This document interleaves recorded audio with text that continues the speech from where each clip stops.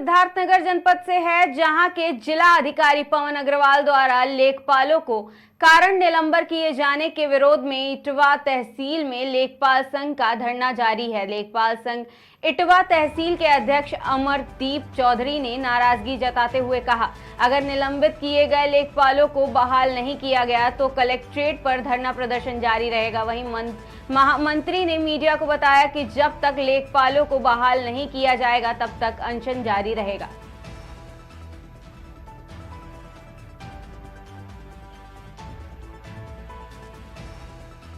अगर जिला अधिकारी महोदय आए हैं, वो जब से ज़िले में आए हैं उनका रवैया हमारे लेखपाल साथियों के साथ अच्छा नहीं है। विगत हमारे नौगढ़ तहसील में अभी 6 तारीख को एक चौपाल कार्यक्रम का आयोजन किया गया था, जिसमें हमारे एक साथी को अवैध कब्जे के रूप में वहाँ जाके देखा गया, जो ज़मीन थी उस पर जंगली घास जैसे एक नरकट या कुछ ऐसे रखे हुए थे। उसके संबंध में उन्होंने एक तानाशाहीपूर्ण आदेश करके निलंबित कर दिया। और 7 तारीख को हमारे सौरतगढ़ में तहसील समाधान दिवस का आयोजन किया गया था। उसमें भी हमारे 4 साथियों को अकारण बिना किसी कारण के, यहाँ तक कि उस मामले को भी नहीं जाना गया कि मामला क्या है, निलंबित कर दिया गया।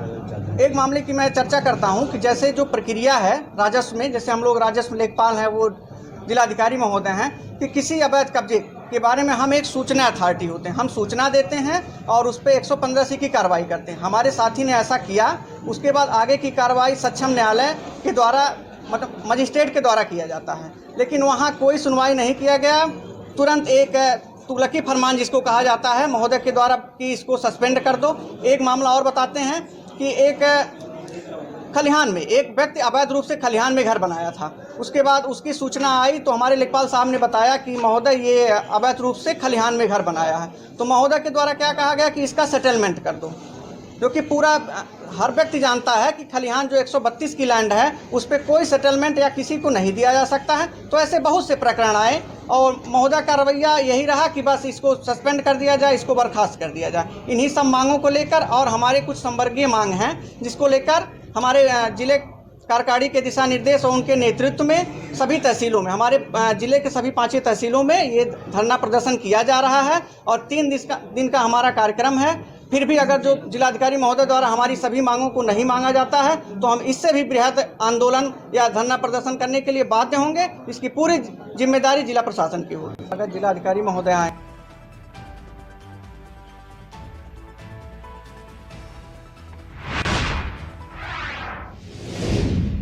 खबर नोएडा से है, जहां एक तरफ भारतीय किसान यूनियन प्रदर्शन कर रही है तो वहीं दूसरी ओर उस पर आरोप भी लग रहे हैं। अब आरोपी के घेरे में है प्रदेश अध्यक्ष पवन खटाना, जिसके खिलाफ पुलिस ने मुकदमा दर्ज किया है। जहां गौतम बुद्ध नगर में अपनी मांगों को लेकर आंदोलन कर रहे किसानों के धरने को समाप्त करने के लिए सरकार किसानों व पदाधिकारियों पर फर्जी तरीके से मुकदमे लगा रही है। ये मुकदमे किसान की आवाज नहीं दबा सकते। किसानों का कहना है कि हमारा संघर्ष ऐसे ही जारी रहेगा।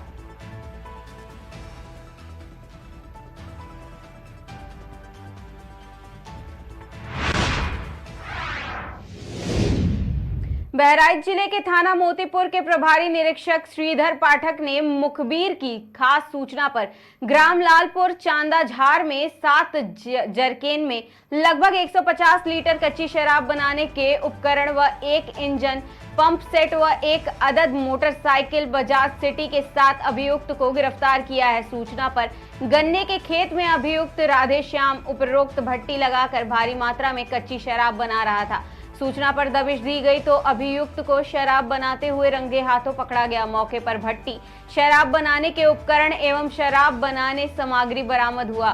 बरामद 4000 लीटर लहन को मौके पर ही नष्ट किया गया। संबंधित धाराओं में अभियुक्त पर मुकदमा पंजीकृत कर जेल भेज दिया गया है।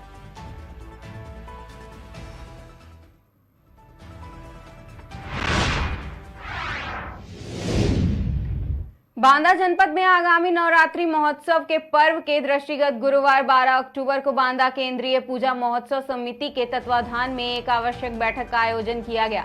आपको बता दें कि इस आयोजन में बांदा केंद्रीय पूजा महोत्सव समिति के समस्त पदाधिकारियों सहित नगर मजिस्ट्रेट बांदा तथा पुलिस क्षेत्राधिकारी तथा नगर के अन्य देवी पंडालों के पदाधिकारी उपस्थित रहे। इस दौरान बांदा केंद्रीय पूजा समिति द्वारा सभी देवी पंडालों के पदाधिकारियों को निर्देश दिया गया कि सभी लोग अपने पंडालों में उचित व्यवस्था बनाए रखें और साफ सफाई तथा लाइट, डीजे आदि का विशेष ध्यान रखें, जिससे आसपास के लोगों को कोई समस्या उत्पन्न न हो।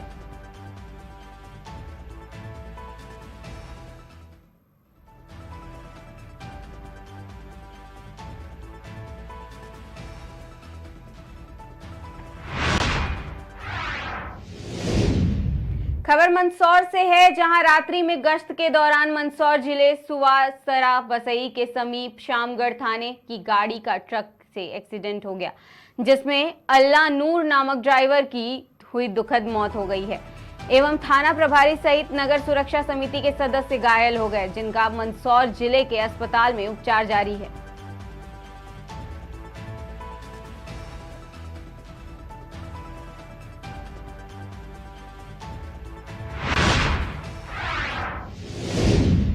खबर चित्रकूट से है, जहां विश्व दृष्टि दिवस के अवसर पर कार्यक्रम का आयोजन किया गया। बता दे, संत रणछोड़ दास जी महाराज के कर कमलों द्वारा स्थापित अंतर्राष्ट्रीय ख्याति लब्ध संस्थान श्री सद्गुरु सेवा संघ ट्रस्ट में कार्यक्रम 12 अक्टूबर को मनाया गया। वहीं इस वर्ष ट्रस्ट द्वारा संचालित नेत्र चिकित्सालय में विभिन्न कार्यक्रमों के साथ विश्व दृष्टि दिवस मनाया गया, जिसमें प्रत्यक्ष रूप से नेत्र देखभाल जागरूकता को शामिल करते हुए सभी विजन सेंटर नेटवर्क में महिलाओं और बच्चों हेतु मुफ्त नेत्र जांच का आयोजन किया गया और 25 से अधिक जिलों में निःशुल्क नेत्र जांच शिविर आयोजित किए गए हैं। इसके साथ ही समाज के विभिन्न वर्गों में आंखों की देखभाल के बारे में जागरूकता को बढ़ावा देने के लिए कई प्रतियोगिताएं एवं सत्र भी आयोजित किया गया। सुनिए डॉक्टर राकेश जोशी ने क्या कुछ कहा।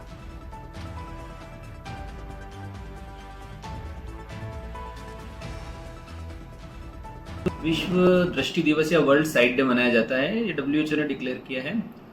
इसका उद्देश्य रहता है लोगों को आंखों की बीमारियों के बारे में, आंखों की सेफ्टी कैसे रखना, सुरक्षा का ध्यान कैसे रखना, उसके बारे में जागरूक करना रहता है।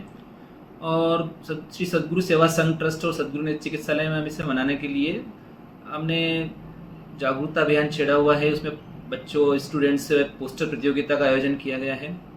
WHO ने इस बार एक नया ऐप निकाला है, WHO आइज करके। उस ऐप के थ्रू कोई भी आदमी अपनी दूरदृष्टि, निकट दृष्टि दोष भी परीक्षण स्वयं कर सकता है और उस ऐप के माध्यम से ये भी जान सकता है कि उसकी दृष्टि सामान्य है या असामान्य है।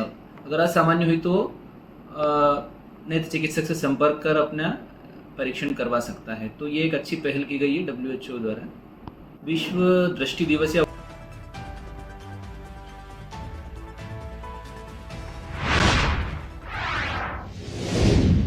खबर बांदा से है, जहां पंप कैनाल चालू ना होने से किसानों की हजारों बीघे की फसल सूखने की कगार पर आ पहुंची है। बता दें, सिंचाई ही एकमात्र साधन होने से किसानों को फसल बर्बाद होने का डर है। परेशान किसानों ने नहर ना चालू होने की शिकायत कई बार विभागीय अधिकारियों से की है, जिसकी सुनवाई नहीं हुई। फिर किसानों ने शिकायती पत्र जिला अधिकारी को सौंपा और जल्द से जल्द पंप कैनाल चालू कराने की मांग की। बता दें, ये पूरा मामला पैलानी तहसील के अलोना गांव का बताया जा रहा है। हमारा ग्राम अलोना प्रधान ये समस्या लेकर आए। हमारे यहाँ पंप का नाल नहर है जो सिंचाई का एक ही साधन है। उसको लेके हम डीएम महोदय के पास आए हुए हैं कि हमारे गांव में नहर की जो लाइट है वो 20 दिन से नहीं जा रही है। जो पाइप है वो नहर के जो से पानी सप्लाई होता है वो खोल के एक तरफ चला दिया, काम चल लगा रहे और 20 दिन होकर लाइट नहीं जा रही है। और गाँव के लोग जो किसान हैं वो बहुत परेशान है, क्योंकि अगर सिंचाई केवल ये पानी नहीं मिल पाएगा, खेती ना हो पाएगी। खेती ना हो पाएगा तो आदमी क्या करेगा। इससे पहले संबंधित हमने यहाँ अपने एक्सचेंज साहब जो अपने नहर विभाग के उनको दिया था, हमारे जो जय साहब ने उनको दिया था। हम एक बार नहीं 4-5 बार हम लोग शिकायत कर चुके हैं, तो सब अपनी गुहार लगा चुके हैं, कोई सुनने को तैयार नहीं। तो आज जिलाधिकारी के पास आए थे तो उन्होंने आश्वासन दिया है कि जल्द से जल्द आपका नहर की लाइट ठीक कराई जाए। हमारा ग्राम अलोना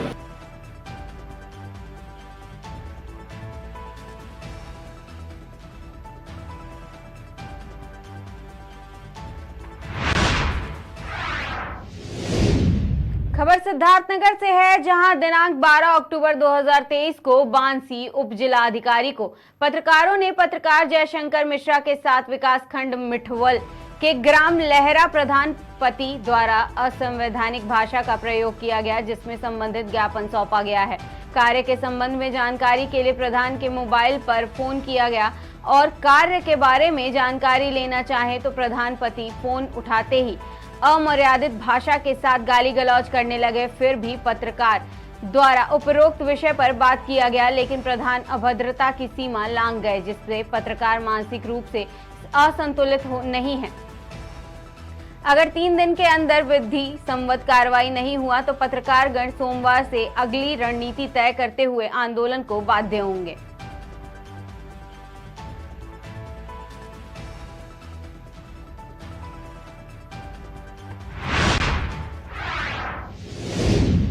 खबर लखनऊ से है, जहां थाना ठाकुरगंज क्षेत्र में गोली चली है, जिसमें एक युवक की हालत गंभीर है। बता दें, विवेक नामक युवक ने दूसरे युवक हिमांशु रस्तोगी उर्फ शानू पर गोली चलाई और उसके बाद हिमांशु की हालत गंभीर बताई जा रही है। बता दें, गोली चलाने के बाद विवेक मौके से फरार हो गया, जिसके बाद पुलिस अपराधी की तलाश कर रही। वहीं हिमांशु को थाना ठाकुरगंज पुलिस ने गंभीर हालत में ट्रॉमा सेंटर में भर्ती कराया, जहाँ उसका इलाज चल रहा है। सूत्रों की माने तो पूरा मामला प्रेम प्रसंग का बताया जा रहा है। बता दें, इस घटना के बाद से हिमांशु के परिजनों में गम का माहौल है। अरे सानू को बीनू ने गोली मार। सानू ने? हाँ, सानू को मार दी बीनू ने। हाँ, मतलब गोली सब पड़ी। सानू कहाँ रहते हैं? क्यों भैया? बताओ। सानू भैया बदबग्गे पे रहता। क्या करते हैं? ये जोलियो काम कर सोने चांदी का। और घर उनका दबग्गा है जी। और गोली किसने मारी है? बीनू ने। कई गोली लगी है? एक गोली सर। कहाँ लगी है? कंधे पे। कितने बजे? ये जगह कौन सी है? टाइम भाई 12:40 हुई थी। कहाँ जा रहे थे आप लोग? वो जा रहे थे, हमको छोड़ के घर जा रहे थे अपने। आप कहाँ रहते हो? हम तो भाई ना यहाँ रहते हैं, विश्वास नगर में। क्या नाम है आपका? सौमिल। तो आपके सामने घटना हुई, बाद में हुई? सर हमको हम जब घर गए हुए थे। हाँ। हम सानू दोस्त थे, तो हमको घर छोड़ने गया। वो घर छोड़ के बस आ ही रहा था, रास्ते में ऐसा कांड हो गया। अरे सानू के बीनू